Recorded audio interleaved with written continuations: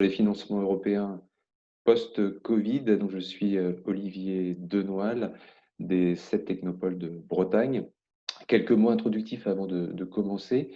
Donc, Pauline, si tu peux passer sur la slide suivante.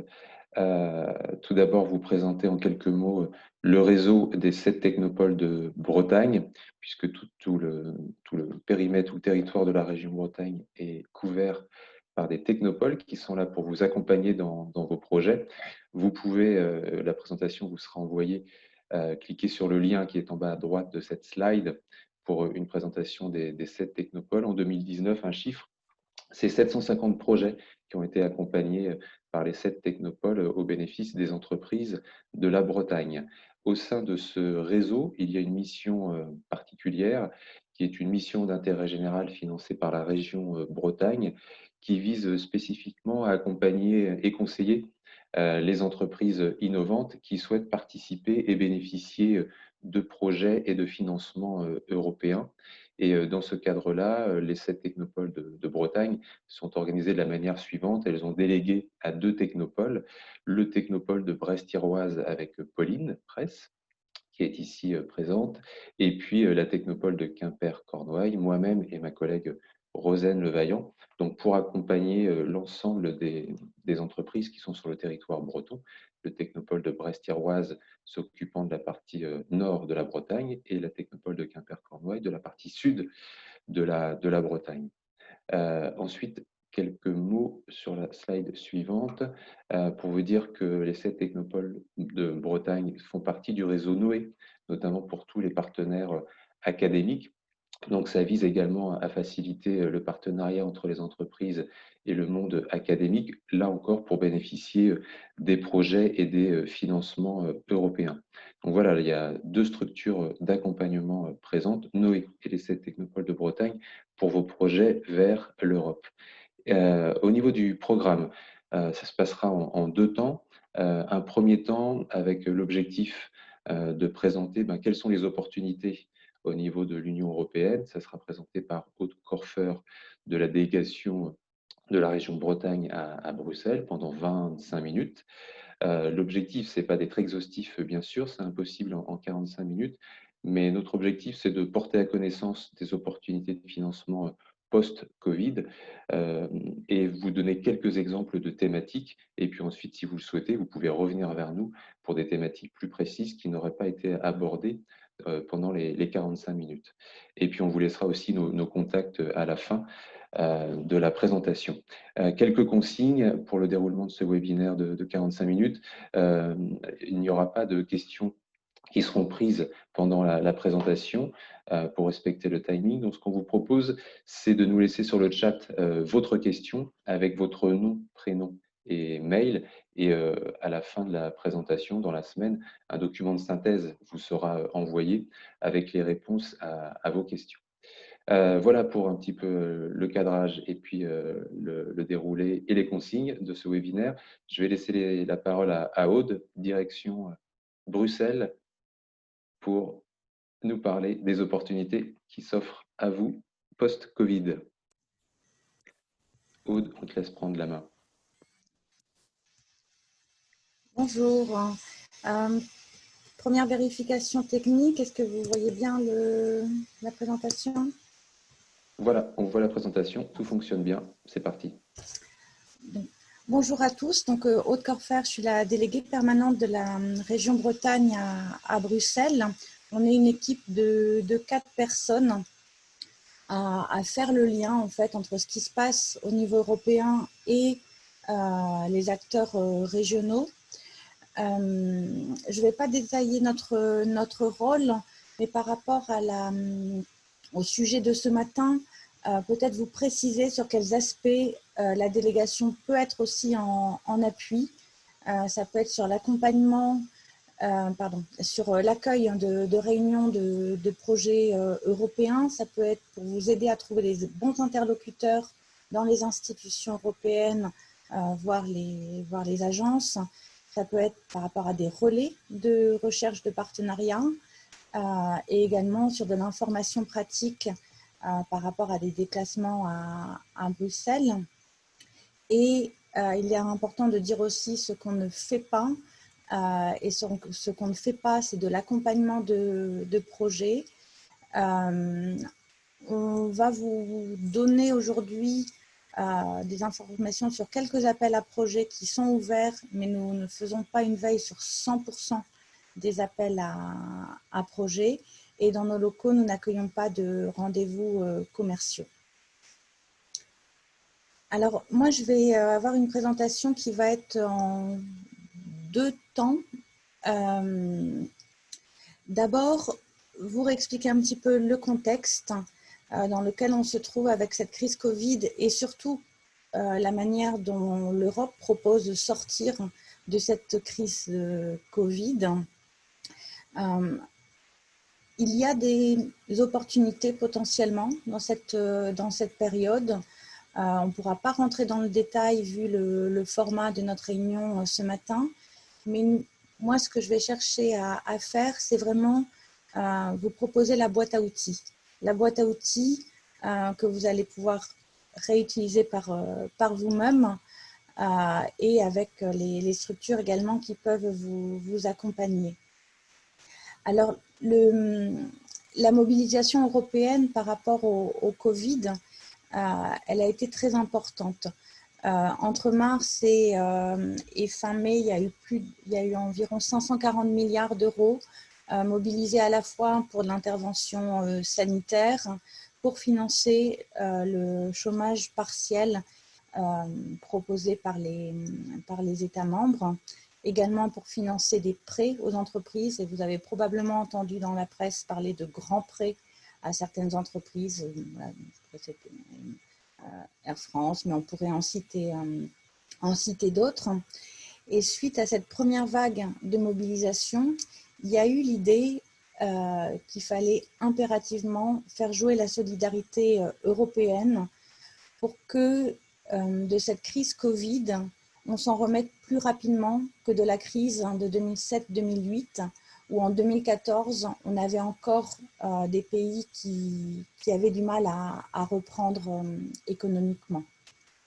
Donc, on a eu fin mai à la fois une proposition d'un nouveau budget pluriannuel 2021-2027, donc 1100 milliards d'euros. Et le plan de relance, c'est ce montant de 750 milliards d'euros que l'Europe va emprunter sur les marchés de façon solidaire. Tous ces chiffres sont des propositions de la Commission européenne suite à des demandes qui avaient été faites par les États membres, et donc aucun chiffre n'est validé. On attend fin de semaine prochaine un sommet européen où on saura un peu plus précisément si les États membres vont accepter de jouer le jeu de cette solidarité. On sait déjà, par exemple, que l'Allemagne va demander qu'on passe de 750 à 500 milliards d'euros. Voilà, si je vous dis ça, c'est pour que vraiment vous preniez aucun chiffre comme étant acquis. Tout peut toujours évoluer. La logique de ce plan de relance et de ce budget européen qui a été renforcé, c'est vraiment réparer, relancer, renforcer la résilience.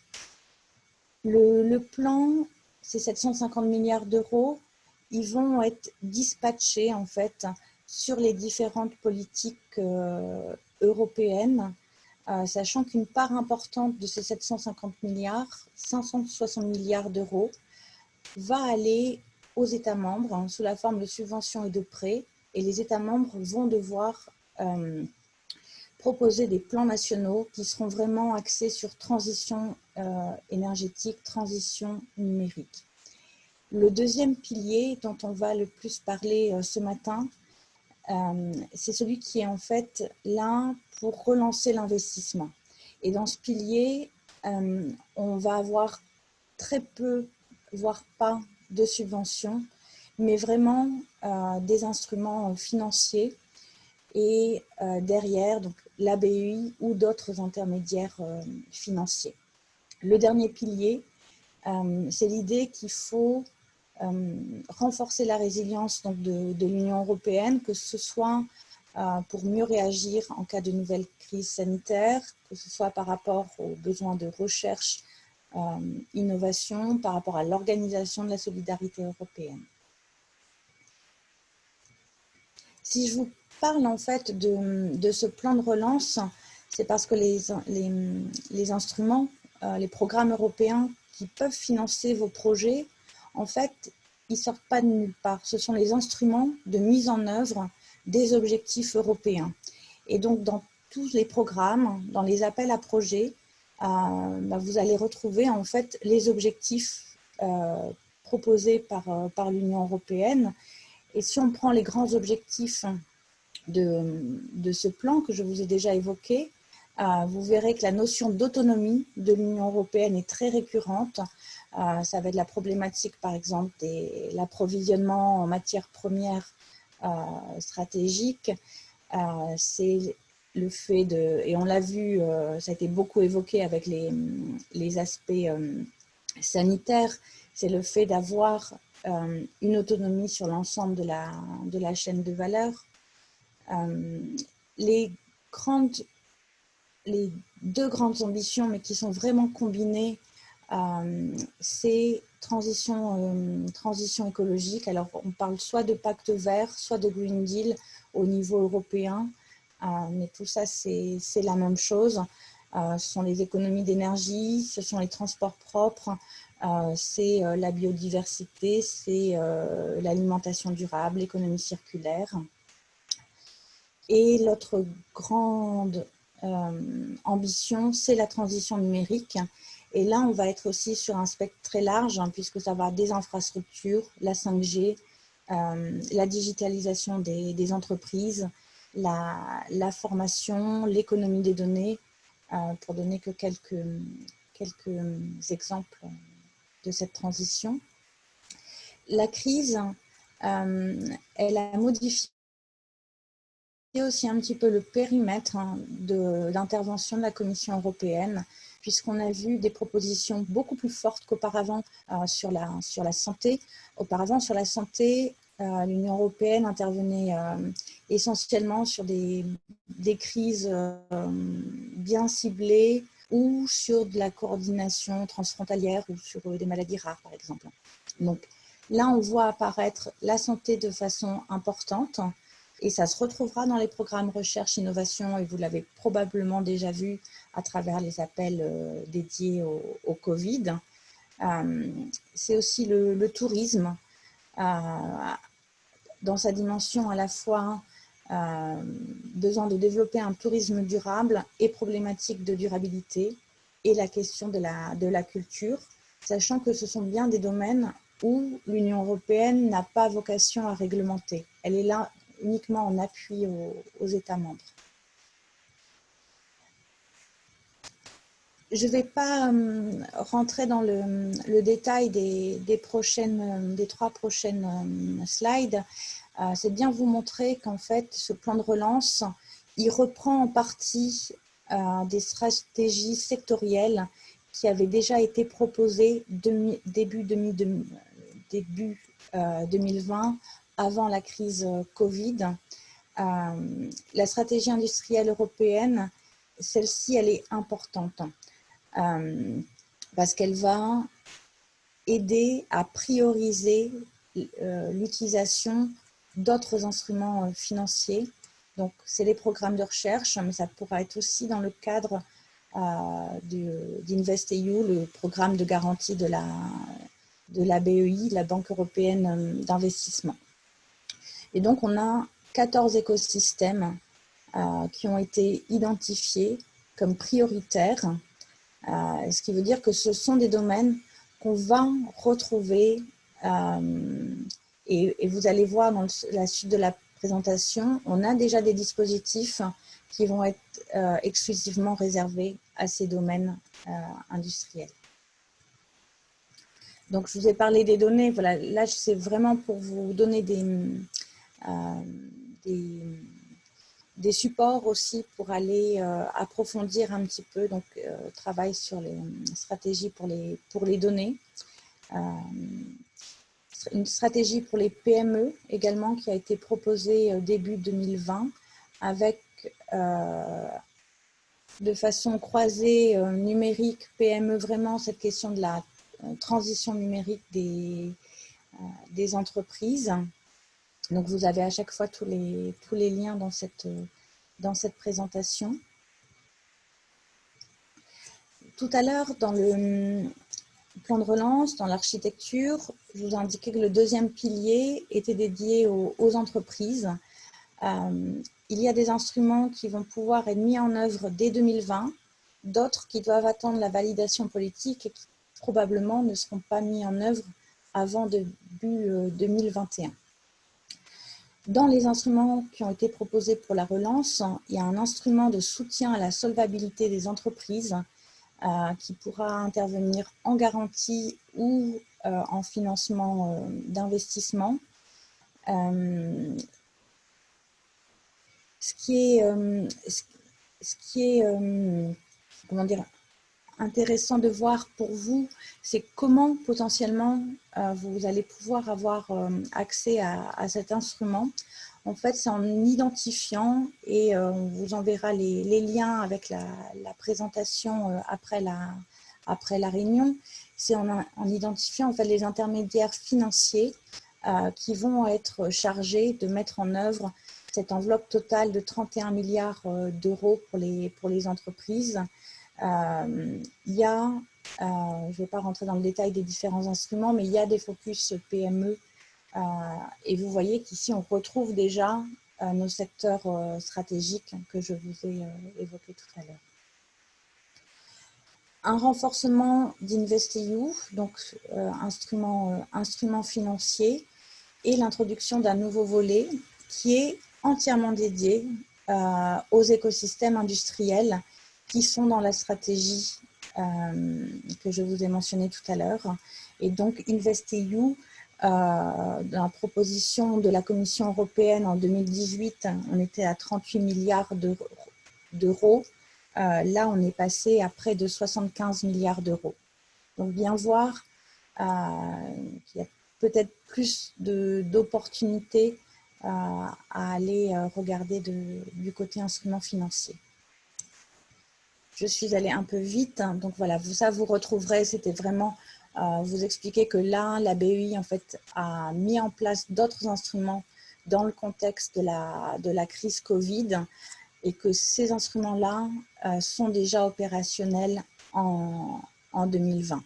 Donc on est toujours sur l'idée d'apporter des liquidités autant que possible aux entreprises. Et puis, on va avoir après des interventions vraiment ciblées domaine de la santé.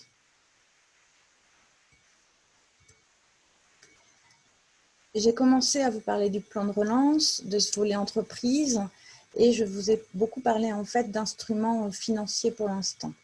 Quand on parle projet européen, c'est vrai qu'on a tendance à penser subvention, mais par rapport à la situation, il peut y avoir d'autres opportunités que la subvention, donc les prêts, les garanties, mais également les marchés publics, hein, parce qu'on se rend compte que c'est une opportunité qui est sous-utilisée par les entreprises en Bretagne. Et donc, moi, je vais après vous ouvrir une boîte à outils, mais peut-être de façon générale, hein, bien redire que quel que soit le mode de financement, si on a 4 conseils aujourd'hui à vous donner, c'est d'aller vers les financements européens quand vous estimez que le projet est vraiment innovant, quand il est capable aujourd'hui d'intégrer les enjeux de transition écologique, de transition numérique, s'il est en lien avec les secteurs industriels que je vous ai mentionnés, et si vous arrivez également à mettre en avant la valeur ajoutée européenne du projet. Ça veut dire soit quelque chose qui n'a vraiment jamais été exploré, soit un projet dont les résultats pourraient être duplicables sur d'autres territoires ou à d'autres acteurs. Donc, la boîte à outils, elle commence par réussir à ouvrir les bonnes portes. Et donc, je vais passer très vite puisque je vois déjà le temps qui tourne. Donc, un premier instrument, certains connaissent peut-être très très bien ces instruments. Pour d'autres, c'est peut-être de la découverte. Et même si vous les connaissez, vous allez voir qu'il y a quelques filtres Covid qui ont pu être introduits que vous n'avez peut-être pas encore identifiés. Donc, le premier outil, c'est le guichet unique des entreprises où on va trouver à la fois des entrées réglementaires, des entrées fiscales, des entrées par rapport au financement, par rapport à la réglementation du travail. Et vraiment, ça peut être un outil très précieux. Un portail des financements. Donc là, on est vraiment sur les financements qui sont gérés directement par la Commission européenne et ses agences. Ça veut dire que ce n'est pas là que vous irez chercher de l'information sur la manière dont le programme FEDER ou le programme FSE ou le FEADER sont mis en place. Pour ces programmes-là, vous aurez des entrées régionales. Sachez que 2020, on est dans une période de transition.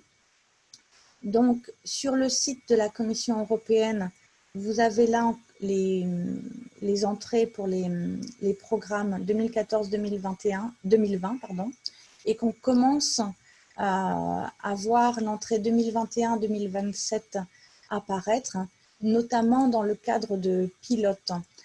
Les pilotes, c'est ces appels à projets qui sont là pour tester les propositions qui ont été faites pour les futurs programmes.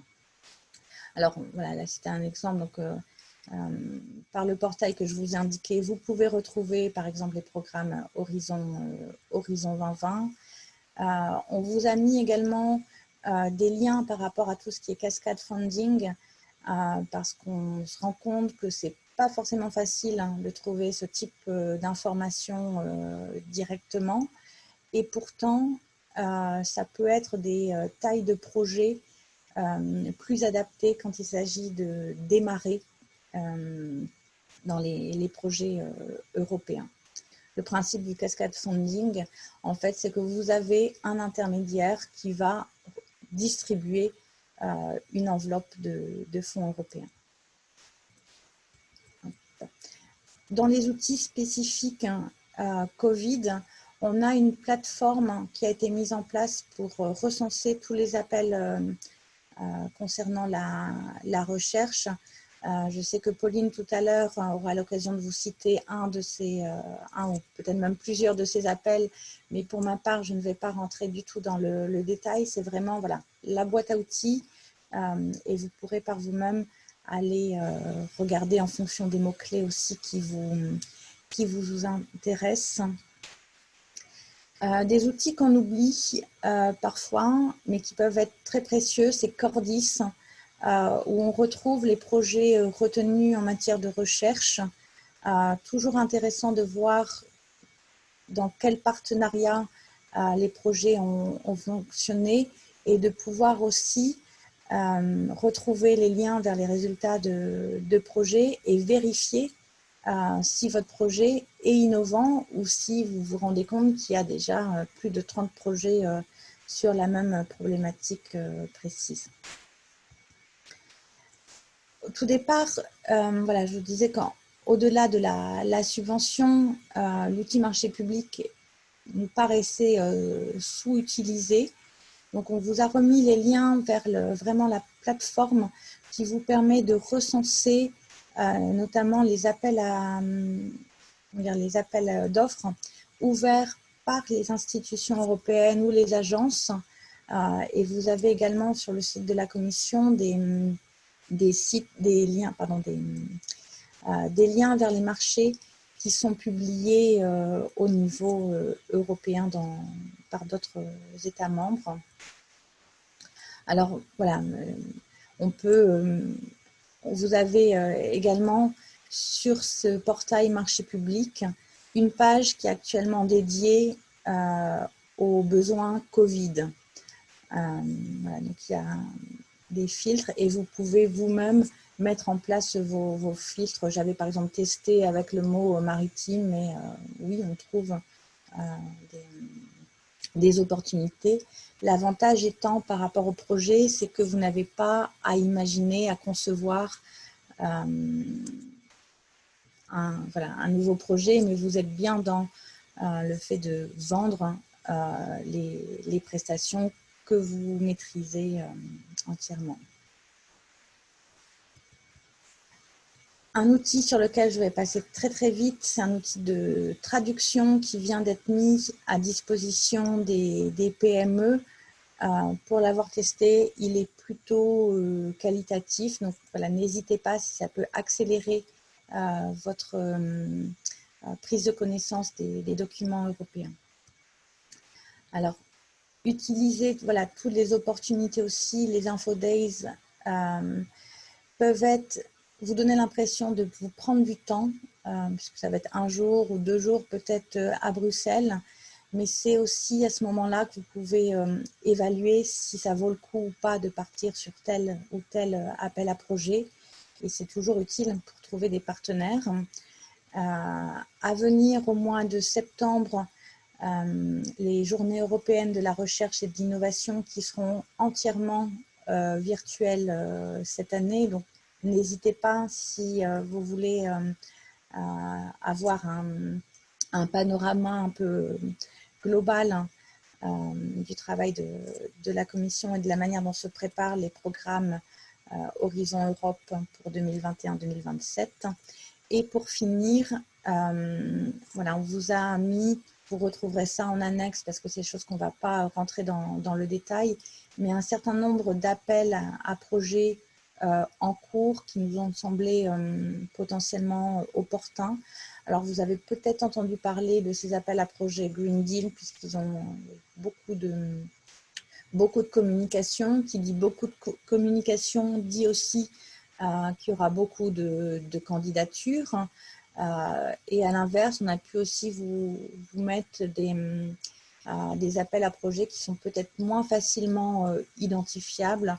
Donc, Innovation Fund en lien avec le climat, des programmes aussi par rapport au numérique, par rapport à la défense. Donc voilà, vous retrouverez toutes ces informations en reprenant la présentation. Donc le format a été très très court ce matin et voilà, j'imagine que nous aurons d'autres échanges par la suite pour approfondir. Merci à tous. Merci Aude pour cette présentation. Bon, en effet, c'était un petit peu la proposition qu'on avait faite de faire un format court afin non pas de rentrer dans le détail, mais de donner un panorama de tout ce qui peut être proposé au niveau de l'Union européenne. Et bien sûr, la présentation de Aude vous sera envoyée après le webinaire, et donc vous retrouverez l'ensemble des liens dont Aude a parlé. N'oubliez pas que vous avez la possibilité de poser des questions sur le chat que nous reprendrons après le webinaire, ou également d'exprimer les besoins que vous avez par rapport à votre entreprise sur un éventuel projet européen. Après ce panorama général, on voulait vous proposer dans un second temps quelques exemples d'appels à projets européens en cours, et notamment pour illustrer le panorama de Aude sur les cascades funding, par exemple. Et donc, c'est Pauline qui va vous présenter trois appels à projets en ce moment. Merci Olivier. Bonjour à tous. Donc oui, ça va être juste une sélection de quelques appels à projets qui ont été lancés dans ce contexte actuel. Mais bien sûr, ce n'est pas exhaustif et vous pourrez retrouver d'autres appels à projets donc, sur les liens que vous a fournis Aude, notamment le lien vers la plateforme des appels spécifiques Covid. Donc, on a fait le choix de présenter quelques appels à projets plutôt du cascade funding, comme le présentait Aude. Donc, c'est des appels à projets qui sont plus accessibles quand on démarre dans les projets européens, où il y a souvent quand même moins de concurrence car ils sont moins connus, mais avec des enveloppes financières aussi moindres par rapport à d'autres appels à projets. Donc, je vais commencer par un appel qui s'appelle DigiBcube, donc qui est un appel à projet cascade funding qui permet de financer en fait des nouvelles solutions qui intègrent des technologies numériques pour le diagnostic médical. Donc ça va être un appel à projet qui va concerner deux secteurs principaux, donc au croisement entre le secteur santé et le secteur des TIC et toute en fait technologie connexe. Donc ça va aller de la robotique, automatisation, etc. Donc c'est un appel qui n'est pas uniquement centré Covid. Il n'a pas été pensé pour ça à la base, mais dans le contexte actuel, ils encouragent les entreprises à déposer des projets proposant des solutions en lien avec la crise du Covid. Donc, il existe différents types de financements qui sont proposés par cet appel à projet.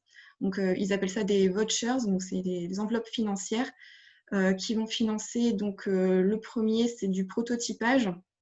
Donc, ça va être plutôt un financement assez amont, support dans la conception d'une solution de diagnostic médical digitalisé.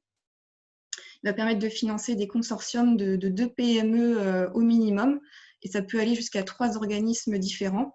En fait, vous pouvez intégrer aussi des laboratoires de recherche, d'autres organismes que des PME, mais ne vont pas être éligibles au financement. C'est uniquement les PME qui vont pouvoir recevoir un financement dans le cadre de cet appel. Donc, le financement va jusqu'à 20 000 € par PME et donc 60 000 € au total par projet de prototypage.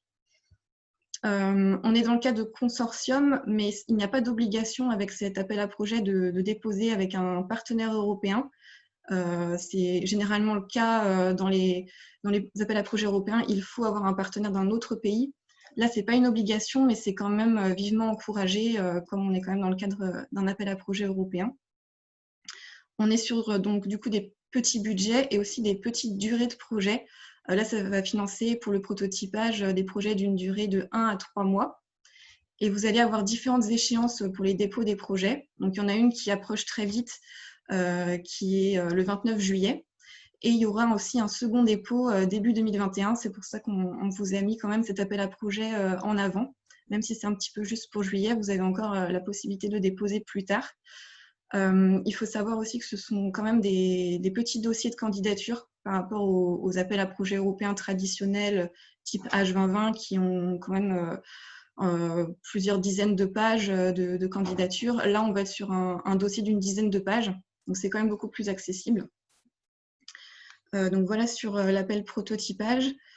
Il y a également un deuxième appel qui est lancé en parallèle et qui là va financer plutôt la partie développement d'un produit ou d'un service basé sur un concept déjà existant. Donc en fait, soit vous allez financer le développement du prototypage que vous avez réalisé auparavant, ou alors un prototypage, une preuve de concept que vous avez déjà de base et que vous allez pouvoir faire financer directement.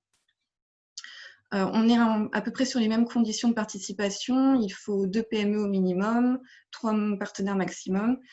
Ce que j'ai oublié de préciser, c'est que sur les PME, donc il n'y a pas de conditions de localité, à part être situé dans un pays membre, mais il n'y a pas besoin d'avoir de 2 PME de 2 pays différents.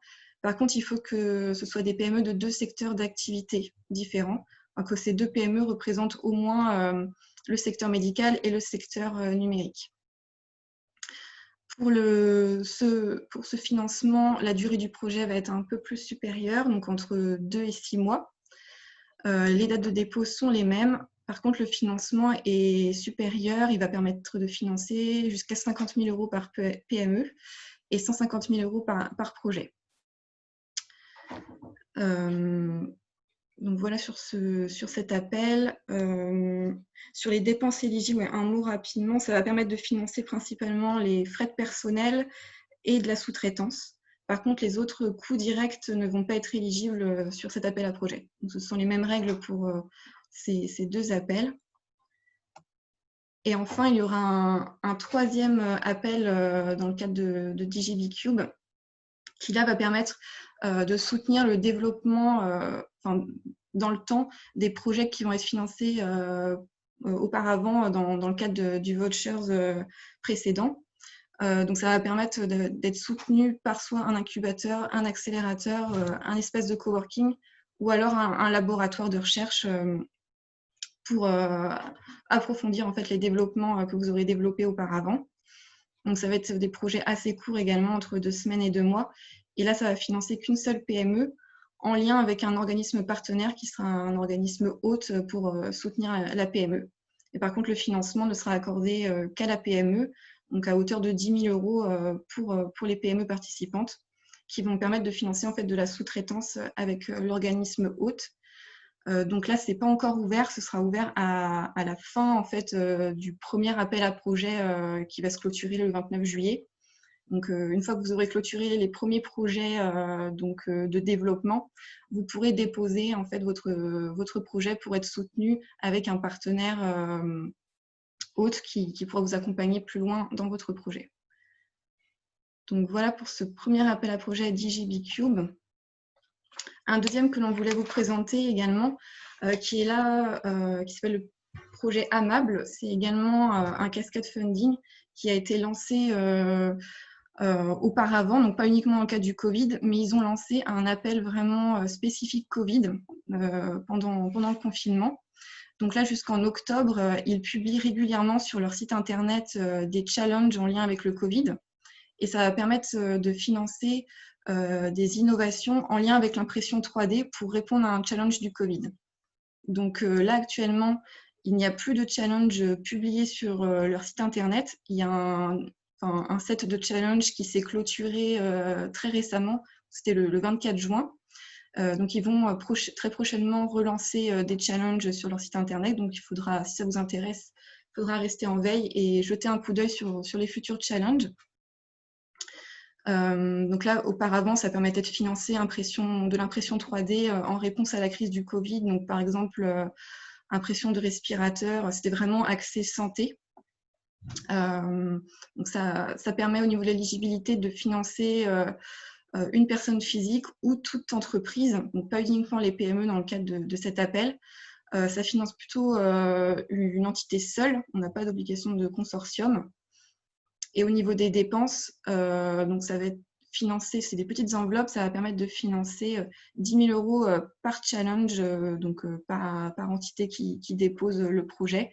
Et ça va prendre en charge 70% des coûts directs ainsi que 25% de coûts indirects. Sur la durée du projet, c'est assez court également, c'est entre 6 et 12 semaines. Donc voilà, si ça vous intéresse, si vous avez une compétence en lien avec l'impression 3D, il ne faut pas hésiter à retourner sur le site internet de cet appel à projet. Il y aura d'autres opportunités encore jusqu'à l'automne. Et enfin, donc le dernier appel qu'on voulait vous présenter, ce n'est pas un cascade funding, c'est un appel qui est géré par l'ESA, donc l'Agence spatiale européenne, et qui permet en fait de financer le développement et le déploiement de solutions. Donc, il faudra en fait pouvoir proposer ces solutions assez rapidement dans le temps. Donc des solutions qui intègrent des technologies spatiales, car c'est financé par l'ESA, c'est vraiment ce qui est demandé en fait dans le cadre des appels à projets ESA, donc intégrer des données ou des technologies spatiales au service de la santé ou de l'éducation. Là, on n'est pas uniquement centré sur la santé, ça permet aussi de financer des projets dans le secteur de l'éducation. Donc au niveau des données et technologies spatiales, donc ça peut être assez large, ça va être par exemple la navigation satellitaire, communication satellitaire, observation terrestre, ou également utilisation de technologies et solutions dérivées des vols spatiaux habités. Donc je disais, ça va financer des projets de démonstration. On peut déposer soit seul ou en consortium, et ça peut financer tout type d'organisation, donc ça peut être PME ou grande entreprise, également universités et centres de recherche. C'est un appel qui est ouvert en continu jusqu'en novembre, jusqu'au 15 novembre exactement. C'est un appel qui est ouvert en 2 phases, donc vous déposez un court dossier et ensuite vous obtenez une réponse assez rapidement qui vous invite ou non à déposer du coup une proposition complète. Le financement, il va être donc de 50% pour les entreprises qui ne sont pas des PME, et sinon le financement va être à 80% pour les PME ou les universités et centres de recherche. Et à hauteur de financement, on est sur des projets entre 50 000 € et 2 millions d'euros. Donc là, on est sur des enveloppes supérieures à ce qui a été présenté précédemment. Donc au niveau, pour vous donner un exemple sur les types de données et de technologies spatiales qui peuvent être appliquées en fait, au secteur de la santé, ça peut être par exemple sur la navigation, des données de localisation qui vont permettre de travailler sur des analyses épidémiologiques. Voilà. Après, c'est très ouvert à partir du moment où vous pouvez proposer, vous pouvez utiliser des technologies ou données spatiales appliquées à ces secteurs, ça pourrait être potentiellement financé. Donc voilà ce que je pouvais vous présenter là rapidement sur quelques appels à projets en lien avec le Covid. Mais si vous voulez plus de renseignements, il ne faut pas hésiter à revenir vers nous ou pour avoir d'autres informations sur d'autres types d'appels. Merci Pauline pour la présentation de ces trois exemples parmi tant d'autres. Il est 9h15, on va pouvoir clôturer ce webinaire en vous laissant nos contacts si vous souhaitez plus d'informations, parce qu'on est bien conscient que là l'objectif c'était de vous apporter un panorama du paysage existant et à venir, et puis quelques exemples pour vous illustrer que finalement l'accès à l'Europe, ce n'est pas forcément compliqué, ce n'est pas forcément des gros budgets, ce n'est pas forcément des gros consortiums. La boîte à outils, elle est dense et on est là pour vous accompagner et notamment écouter vos besoins. Donc, si vous le souhaitez, à la suite du webinaire, vous pouvez nous envoyer un mail pour qu'on puisse voir avec vous quels sont vos besoins plus précisément. Ce webinaire a été enregistré et vous le retrouverez en ligne sur le site des 7 technopoles de Bretagne. Et puis, ce webinaire faisait partie d'une série de 3 organisés par les 7 technopoles. Et le troisième et dernier a lieu le 16 juillet pour vous présenter un appel à projet sur une expérimentation sur les innovations numériques. Webinaire également le 16 juillet à 10h. Et vous pouvez encore vous inscrire. Bon, il me reste à vous remercier de votre participation, à remercier également Aude pour cet éclairage sur finalement l'Europe qui est beaucoup plus proche de nous qu'on le pense, et puis à Pauline également pour la présentation de ces 3 exemples d'appel à projet. Merci à tous et on vous souhaite une bonne journée.